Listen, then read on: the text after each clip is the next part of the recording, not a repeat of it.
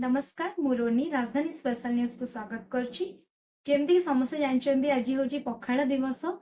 छोट पिलाठू आरंभ करी वयस्क व्यक्ति जाए देशी हो कि विदेशी हो समस्त को पखाळ शांति दिए आउ पखाळ को खाइले लोक खुशी अनुभव करथांती। तो आम सहित अछंती गोमाता पुत्र जी कहती निजको द्वितीय थर जन्म नहीं गोमाता ठारू आईनजीवी सुरेश कुमार पंडा सर। सर नमस्कार।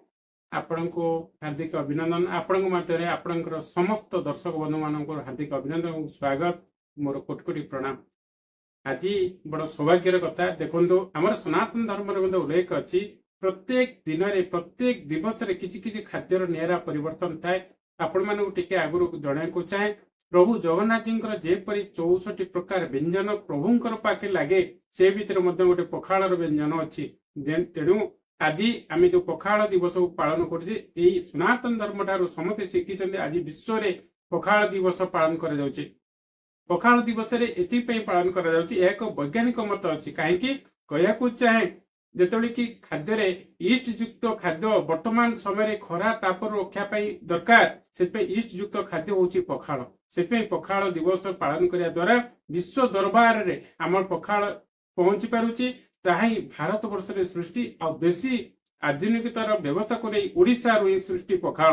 कहीं प्रभु जगन्नाथ जी पाखे जिते प्रकार व्यंजन करा जाए ता विश्व रे ता परिचालित एवं ताकू समस्ते अनुकरण करते और शिक्षा पाते। आपण मैंने जानते यही आसंता दिवस मानक जिते प्रकार खाद्य आम खाऊ से प्रकार समस्त खाद्य भितर निरा हूँ पखाड़। आ पखाड़ तोराणी शरीर पर निश्चित उपादायक कहीं कहू चाहे जे शरीर में जो ईस्ट अंश कमी जाए पखाड़ द्वारा ता ईस्ट को शरीर वृद्धि करे जोटा कि विभिन्न रोगर मनीष बंचापी पखाड़ दिवस पखाड़ खाइबा नितांत आवश्यक। यह हूँ आज व्यवस्था। सर जो भली भाव में खरा होची जेमती मनीष टी चाहूँगी आमको टे पखाड़ टे दरकार पेट को शांति पाई सेमती गोमाता भी चारिआडे बुलुचंदी तांको भी इच्छा होची मो पेट टे शांति पाई। तो आज बहुत जगह आम देखिलु आपण भी करछंदी गोमाता को पखाड़ टे देछंदी तार महत्व कौन रहितला आपण देखंतु जहाँ भी आम खाऊचे मु गोटे कथा कहबी से मार सब आशीर्वाद से गोमाता पुत्र बलद आम कतरे देखंतु से चाष करुची आमे चाउल खाऊचे से कुंडा खाऊचे आमे समस्त पदार्थ ताठू नौचे क्षीर दही लवणी समस्त पाउचे किंतु से कौन खाऊची तोराणी टिके दौले। आज गोटे पखाड़ दिवस माँ को जदि आमे जहाँ खाऊचे जदि माँ को अर्पण करी आमे खाइबा ता प्रसाद रे परिणत हम। से पखाड़ दिवस मु अनुरोध करी राज्यवासी को समस्ते मिसिकी गोमाता को से पखाड़ दिवस जहाँ जहाँ आमे खाऊचे ता गोमाता को दिंतु। देखो माँ सहित आपंकर अंतप्रत भारी जड़ित होना। आज जदि सेव किलोटे किणुचे गोटे सेव गोमाता दिंतु देखिए आसंता दिन में आपको बहुत आनंद लगे। माँ जमती घरे वृद्ध माँ जड़े बसी पुओटे आसिले अनै बसी मो बिस्केट आनब सेवटे आनब अंगुरटे आनब ठीक माँ होती गोमाता। मोर अनुरोध आप रक्षा करेंगे। आज जो पखाड़ दिवस आम पालन करुचे गोमाता को पखाड़ दिंतु किंतु गोटे अनुरोध करी कहीं अईठा केवे गोमाता को देवेनी।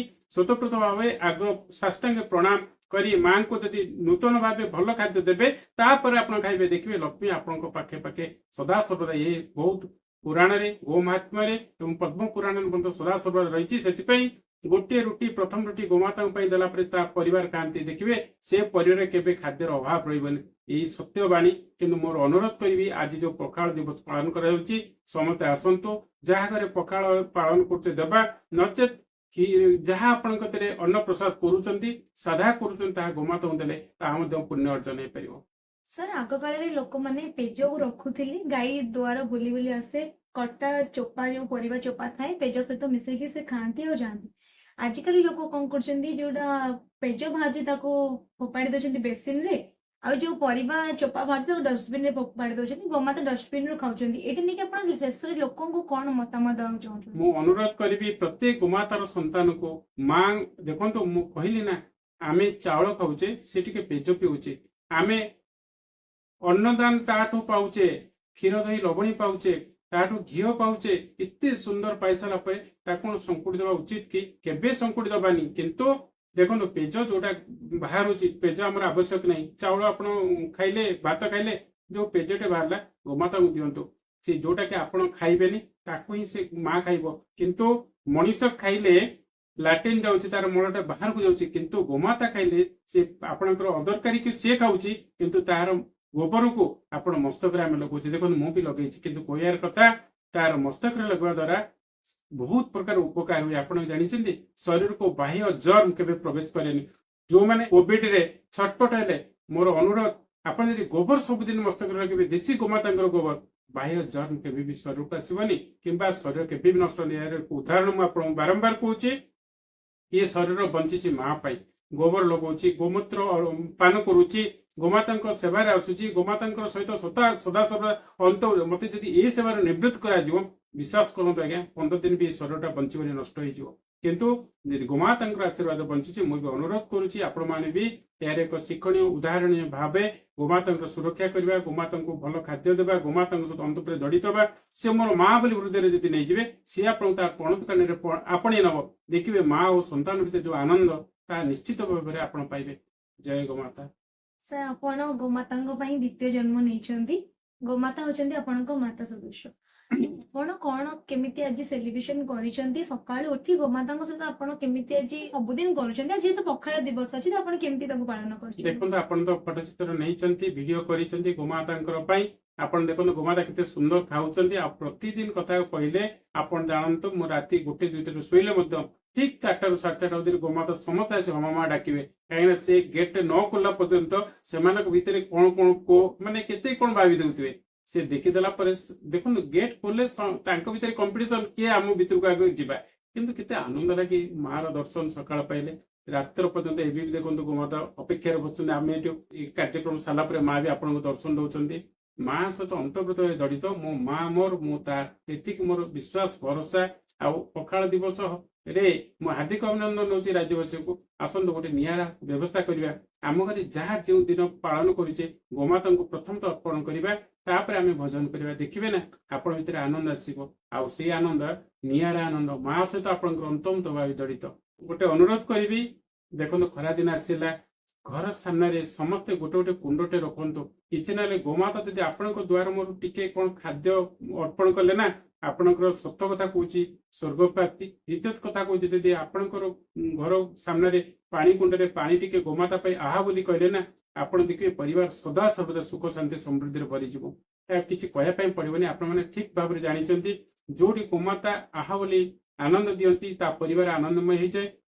ଯୋଉଠି ଯାହା ଦ୍ୱାରା ଗୋମାତା କାନ୍ଦିକି ଯାଆନ୍ତି, ସାରା ଜଗତ, ସାରା ଦରବାର, ସାରା ପରିବାର ସେ କାନ୍ଦ ଭିତରେ ଉଜୁଡ଼ି ଯାଏ। କିନ୍ତୁ ଆମେ ଉଜାଡ଼ିବାନି, ବରଂ ସ୍ୱର୍ଗପୁର କରିବା, ଆନନ୍ଦମୟ କରିବା।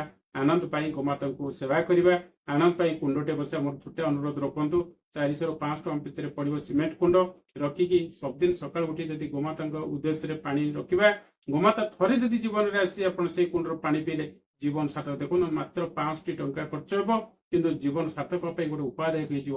ଆଉ ଗୋମାତାକୁ ଯଦି ସବୁଦିନ ସେଇ କୁଣ୍ଡରେ ଖାଦ୍ୟ ଦେବେ, ଆପଣ ଯାହା ବି ଭଲ ଖାଦ୍ୟ ଯଦି ଗୋମାତା ଖାଇକି ଖୁସି ହେଇକି ଗଲେ, ଆପଣ ପରିବାରକୁ ଆନନ୍ଦମୟ ଯିବେ। ଗୋମାତାଙ୍କର ଚାଲିରେ 33 କୋଟି ଦେବାଦେବୀ, ଗୋମାତାଙ୍କର ଗୋମୂତ୍ରରେ ମା ଗଙ୍ଗା, ଗୋବରରେ ମା ଲକ୍ଷ୍ମୀଙ୍କର ସ୍ଥାନ। ସେଇଟା ହିଁ ସତ୍ୟ। ଯଦି ଗୋମାତା ଖାଇଲା ବେଳେ ଖୁସିରେ ଖାଉଥିବ, ଆପଣ ପରିବାରକୁ ସେତିକି ଜୋରେ ଖୁସି ସେ ଅର୍ପଣ କରିକି ଯିବ। ମା କେବେ କାହା ଋଣ ରଖେନି। କିନ୍ତୁ ମୋର ଗୋଟେ ଅନୁରୋଧ, ଏଇ ଯୋଉ ବର୍ତ୍ତମାନ ଖରାଦିନ ଆସୁଛି, ଘର ସାମ୍ନାରେ ଗୋଟେ କୁଣ୍ଡଟେ ରଖିବା, ଗୋମାତାଙ୍କ ଉଦ୍ଦେଶ୍ୟରେ ଖାଦ୍ୟ ପାଣି ଦେବା। ଗୋମାତାର ଆଶୀର୍ବାଦ ନିଶ୍ଚିତ ଲଭିଲେ ଆପଣ ଦେଖିବେ ସୁଖ ଶାନ୍ତି ସମୃଦ୍ଧି ନିଶ୍ଚିତ ଭାବରେ ଆପଣ ପରିବାର ଭିତରେ ଆନନ୍ଦ ଆସିବ। ପରିବାର ଭିତରେ ଯଦି ଦୁଃଖ କଷ୍ଟ ଯନ୍ତ୍ରଣା କିମ୍ବା କୌଣସି ଅଶାନ୍ତି ଥାଏ, ତାହା ନିଶ୍ଚିତ ଭାବରେ ଦୂର ହବ। ଜୟ ଗୋମାତା। ତ ପଖାଳ ଦିବସର ସମସ୍ତଙ୍କୁ ଶୁଭେଚ୍ଛା। କେବଳ ପଖାଳ ଦିବସ ନୁହଁ, ସବୁଦିନ ଘର ସାମ୍ନାରେ ଯେମିତି ଡଷ୍ଟବିନ୍ 2ଟି ରଖୁଛନ୍ତି, ସେମିତି ଗୋଟେ ସିମେଣ୍ଟର କୁଣ୍ଡ ରଖନ୍ତୁ। ସେଥିରେ ପେଜ ଆଉ କଟା ହୋଇଥିବା ପରିବା ଚୋପା ପକାନ୍ତୁ। ଧନ୍ୟବାଦ। ଜୟ ଗୋମାତା।